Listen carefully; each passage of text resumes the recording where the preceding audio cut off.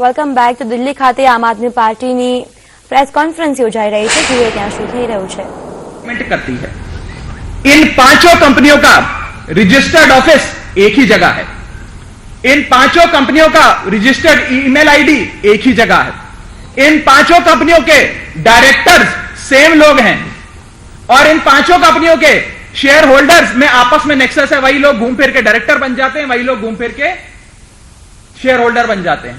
इस प्रकार से कंपनियां बना बनाकर, फर्जी कंपनियां बना बनाकर पैसा निकाला जा रहा है डीडीसीए से. और सुनिए, दो और कंपनियां जिनको पेमेंट करी गई कई लाखों रुपए की, Manu technical financial consultants private limited और नियोफार्म ट्रेडिंग कंपनी लिमिटेड. इन दो कंपनियों को जो लाखों रुपए की पेमेंट करी गई, ये वो पेमेंट है या ये वो कार्य के लिए पेमेंट करी गई जो कार्य एक कंपनी 2013 जून 2013 में वो कार्य कर चुकी थी. जो कार्य हो चुका है, जो डीडीसीए करवा चुकी है पहले ही, उस कार्य की पेमेंट दो और कंपनियों को करी जा रही है. Duplication of work, false billing, gold plating of invoicing करी जा रही है. और ये सारी चीजें अरुण जेटली जी की अध्यक्षता में उनकी सहमति से, परोक्ष अपरोक्ष सहमति से किया जा रहा है. ये सारा भ्रष्टाचार. आगे सुनिए. Transfer of funds without the knowledge of and approval of executive committee. बिना किसी कमिटी जो अप्रोप्रिएट अथॉरिटी होती है डीडीसीए में, बिना उससे अप्रूवल लिए बिलों की, इनवॉइसेस की पेमेंट, खर्चों की पेमेंट कर दी जाती है. कोई सपोर्टिंग डॉक्यूमेंट, बिल के साथ सपोर्टिंग डॉक्यूमेंट लगाया जाता है. बिल ही एक सपोर्टिंग डॉक्यूमेंट होता है, वो ही नहीं है. ना सपोर्टिंग डॉक्यूमेंट है, ना अप्रूवल लिया जाता है, केवल पेमेंट कर दी जाती है. कुछ बिल और कुछ ऐसी कंपनियां सामने आई जिनका हम आज सारा आपको लेखा जोखा दे रहे हैं, जिसमें यह साबित होता है, और मैं पढ़ के सुनाता हूं. Payments have been made to companies which have never done any job, any work or assignment for which the payments have been made.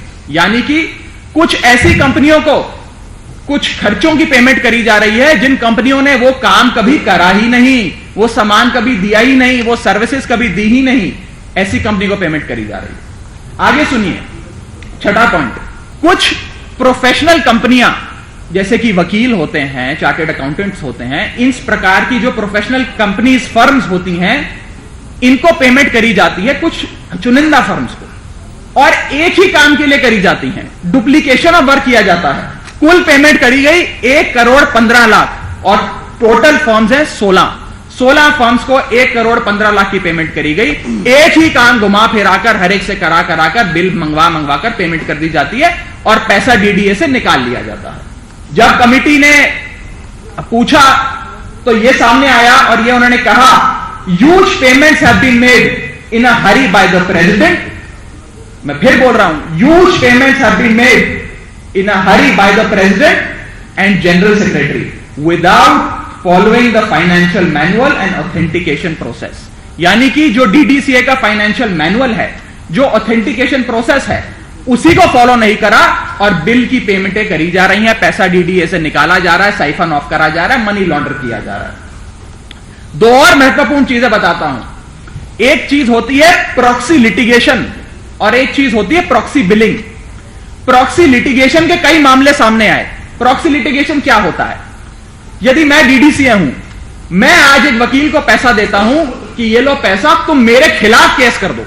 Jaitley ji समझेंगे इस बात को. मैं प्रॉक्सी बिलिंग करता हूं, मैं डीडीसीए हूं, मैं कहता हूं ये लो पैसा, तुम मेरे खिलाफ केस कर दो, और साथ में एक और बंदा है, उसको कहते हैं ये ले वकील, तू पैसे ले, तू इस केस में अपीयर हो जा. अपने ही खिलाफ पैसा देकर केस करवाते हैं और फिर अपने ही वकील को पैसा देकर कहते हैं अब अपीयर कर जाओ. ये सब क्या है? केवल डीडीसीए से पैसा घुमाकर निकालने का एक नया नुस्खा. हम एक और बात पूछना चाहेंगे. डीडीसीए के ट्रेजरर हैं नरेंद्र बत्रा जी, कई समय ट्रेजरर रहे. आज हम कैटेगोरिकली पूछना चाहेंगे कि क्या रिश्ता है जेटली साहब का नरेंद्र बत्रा जी से, यह सार्वजनिक करा जाए. कैसे वो इतने साल रहे और क्या क्या उनके परिवार के, उनके परिवारों के क्या लिंक है, यह सार्वजनिक करे गए. और मैं इन कंक्लूजन जो केवल फैक्ट फाइंडिंग रिपोर्ट का है वो पढ़ देता हूं. The fact finding committee is of the opinion that the magnitude and the extent of improprieties, irregularities and misconduct committed by various officials mentioned in the report is quite complicated, gigantic, and now it is up to the executive committee of the association to take it to its logical conclusion. ये report कहती है कि इतना जबरदस्त भ्रष्टाचार, financial इम्प्रोप्राइटीज और misconduct है, हम चाहेंगे कि इसके लॉजिकल कंक्लूजन पे पहुंचाया जाए.